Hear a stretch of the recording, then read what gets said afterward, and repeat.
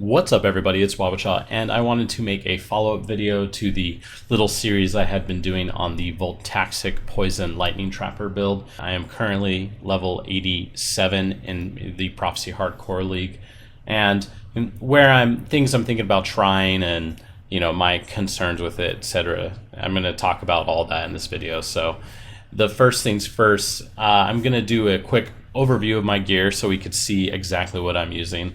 As expected, I'm using a 5-link Voltaxic Rift, and I am using a drill neck. A drill neck is just to give us that, that really strong modifier projectile damage increased by arrow pierce chance. This gives you a lot of damage on your lightning trap. As you could see, it's pretty much 20% more damage after you remove that.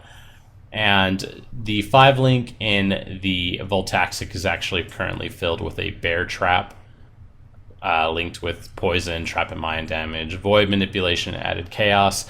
I initially really liked this idea, and I still use it, but the one problem with bear trap is that it has a very, very high mana cost on it. It's at 125 mana.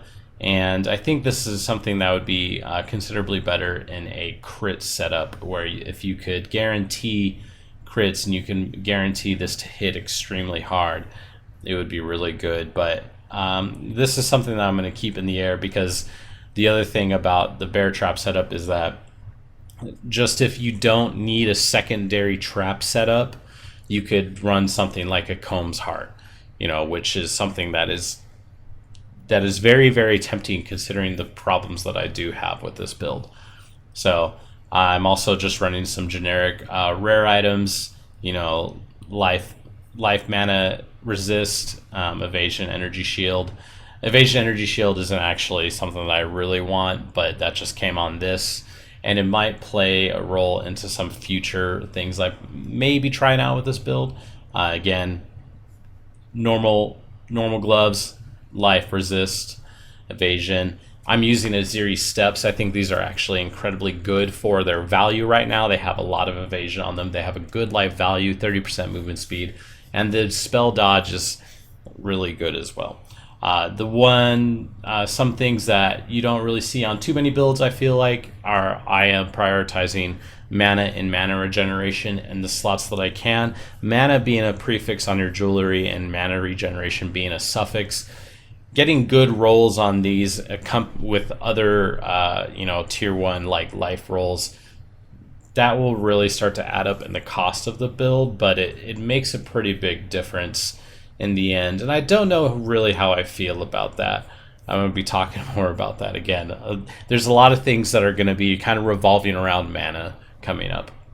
I'm just using a rustic sash for the moment because this belt just had exactly what I need. Had a tier 1 life roll and 2 decent resists. And the physical damage, while not ideal, it does work for my bear trap right now. But I would actually just prefer a leather belt. And then finally, I'm using a 5-link Kintsugi. And this is actually an appropriate place to stop, because the thing with Kintsugi is that it is a Prophecy League only item right now, and the thing that I'm looking for in this build is league starting viability and how it actually can progress and age into the league. So if Kintsugi is not something I could get very easily, then I might have some issues with this build, because I don't necessarily want to use something like a lightning coil, because as I had said, if I want mana regen takes up a suffix. And if I have more things that take up suffixes, using a lightning coil is hard, because then you need more lightning resist to cover the downside of a lightning coil.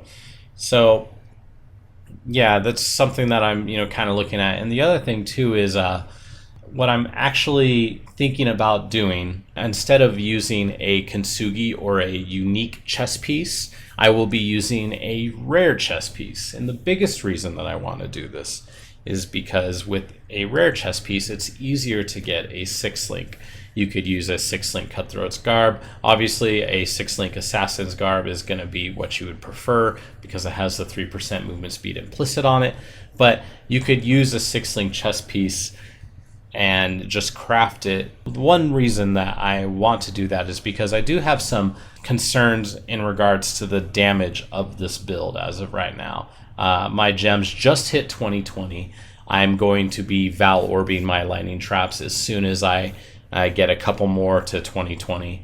And even at a 2120 gem 5 linked, I still think the damage might be a little hit or miss, and it might not have the damage that I want in between Exile and tier 13 plus maps. And that's a goal for this build for me. I want to be in tier 13 maps. I want to be able to do Exile.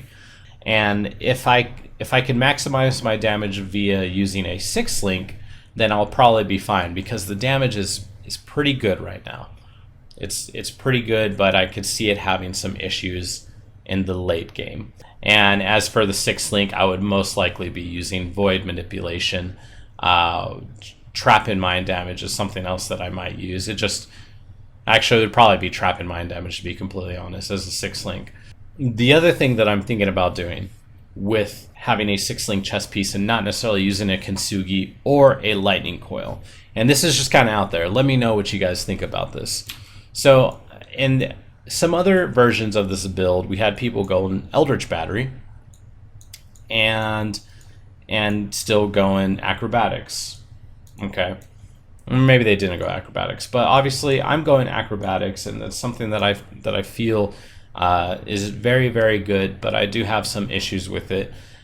And going Eldritch Battery isn't necessarily like that great. I wouldn't have too much more energy shield than I have mana right now.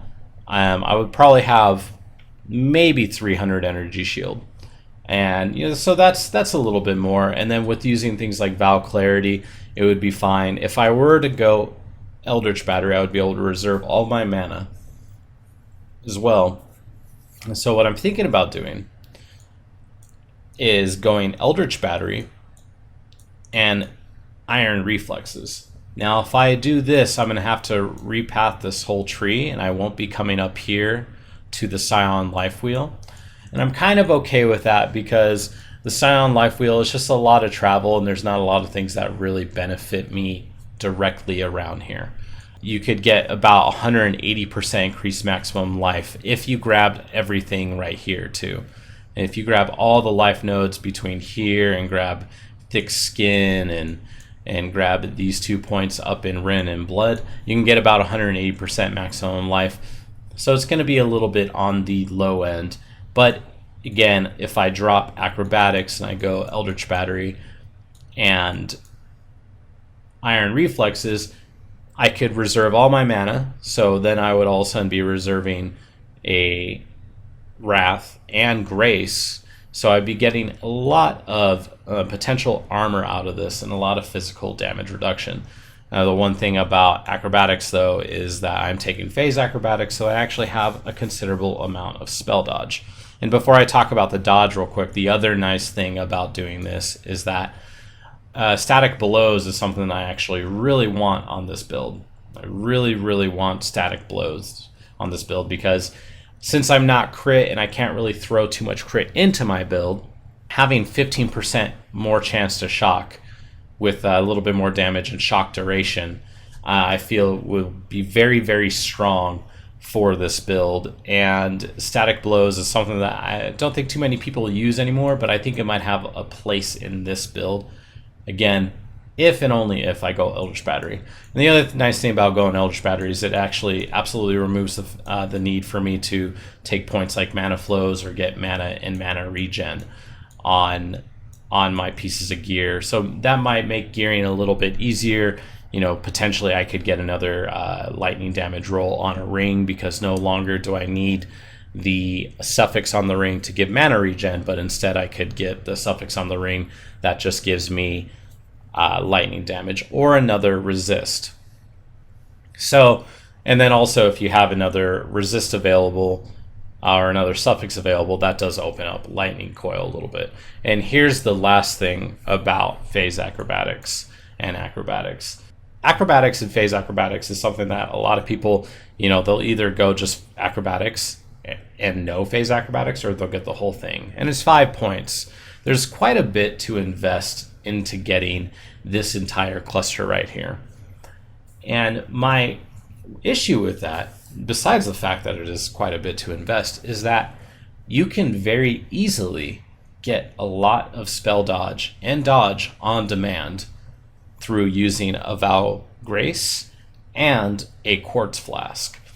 And because of this, to me, that devalues this just a little bit, because you could get probably 60% spell dodge between Adziri Steps, a Vow Grace, and a Quartz Flask, and about 45% just standard dodge with a Vow Grace and a Quartz Flask.